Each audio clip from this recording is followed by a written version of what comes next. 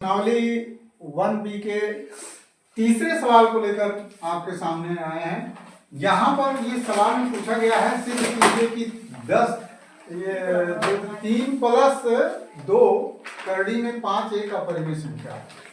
अगर ऐसे सवाल आपके सामने आता है तो आपको लगाना कैसे है, पहले ये समझिए। इसके विपरीत हम ये मान लेंगे हल में इसके विपरीत मान लेंगे कि यह एक अपरिमेय संख्या है। क्या मानेंगे? नहीं, यहाँ पे तो परिमेय मानना है, यहाँ पे इसके विपरीत क्या मानना है। अगर यहाँ अपरिमेय लिखा है तो आपको मान के यहाँ पे चलना होगा कि यहाँ पे लिखेंगे इसके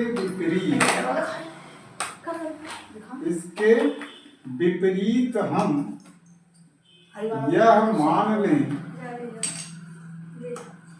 कि 3 + 2 करड़ी में 5 एक परिमेय संख्या है। क्या मानेंगे? एक परिमेय संख्या है। इसके विपरीत हमेशा मान कर चलना होगा। अच्छा, कि यह जो है एक परिमेय संख्या है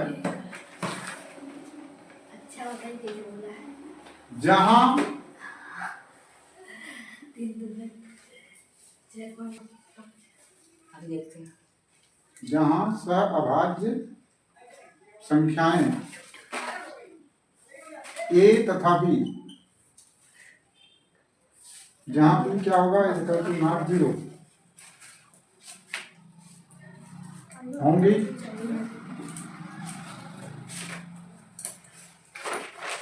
तब 3 + 2 करड़ी में 5 बराबर यहाँ लिख सकते हैं a/b।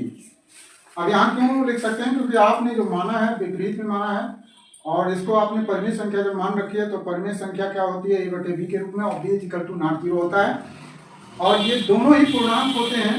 तो यहाँ पर अगर आपने इसको माना है तो इसी के बराबर आपको लिख देना है a/b। यहाँ तक में आपको लिखना है। उसके बाद क्या करना है, यहाँ पर जो पूर्णांक दिख रहा है इस साइड में उसको पक्षांतर करना है। तो यहाँ पर हो जाएगा 2√5 बराबर जो a/b है।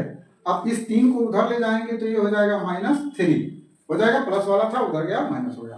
अब एक और बचा है पूर्णांक जिसको हम यहाँ करड़ी में 5 का गुणांक क्या मानेंगे, 2, और इसको यहाँ ले जाएंगे तो बटा में हो जाएगा।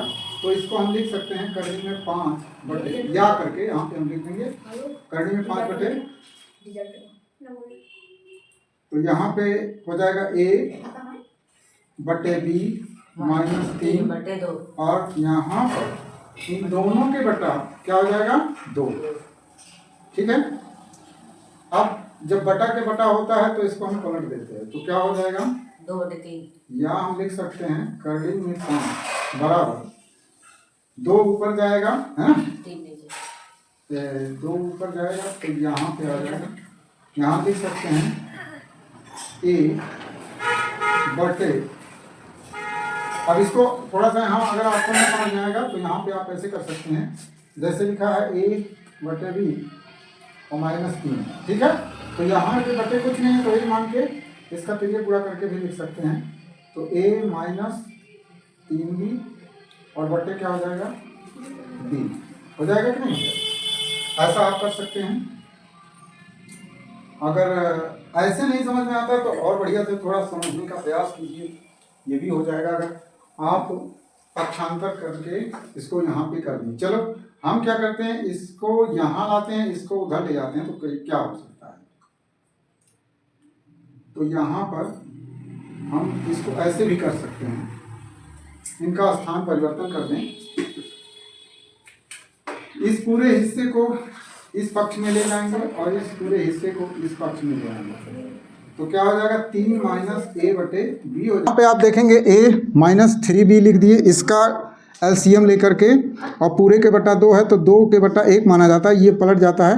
अब यहाँ पर क्या लिख सकते हैं, इसको आप लिख सकते हैं करड़ी में 5, क्या लिख सकते हैं, यहाँ पे लिख सकते हैं करड़ी में 5 बराबर a - 3b और बटे 2b।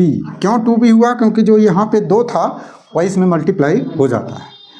आप देख रहे हैं कि यहाँ पर ये सभी पूर्णांक संख्याएं हैं, ये सभी पूर्णांक संख्याएं हैं, जबकि इधर अपूर्णांक है।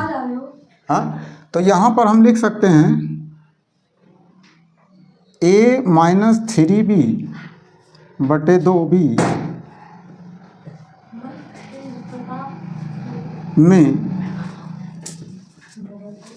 3 a b तथा 2 पूर्णांक हैं और यह एक परिमेय संख्या है। क्या है? परिमेय संख्या है।